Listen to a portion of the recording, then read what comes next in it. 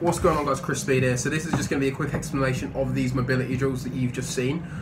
This is a really good kind of like mobility hack, if you like, that can really help to improve your hip mobility and your actual control and the activation over your over the muscles around your hips in a very short space of time.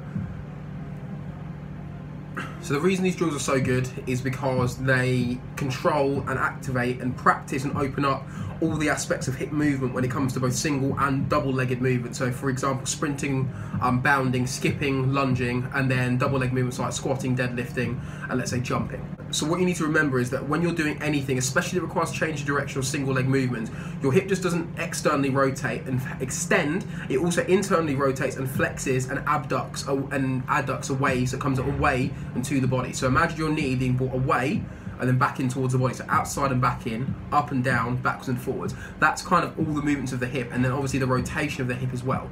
So what this drill does is it works on all of them, because what your body likes is symmetry across all joints. So if you can go this far with one joint, it wants you to be able to go almost as far the other way as well. So you'll get some people who have what I would call like a duck-footed posture, where their toes are quite far out like this, and it's because they can really extremely externally rotate their hip. When it comes to internal rotation, maybe they're only getting a few degrees, and that's why you need to do drills like this, where you're not just externally rotating and practicing getting your knees out and stabilizing that hip and using the glutes. You also need to focus on internally rotating and being able to safely take your knee and hip into the range of motion the other way, and that's what this drill does.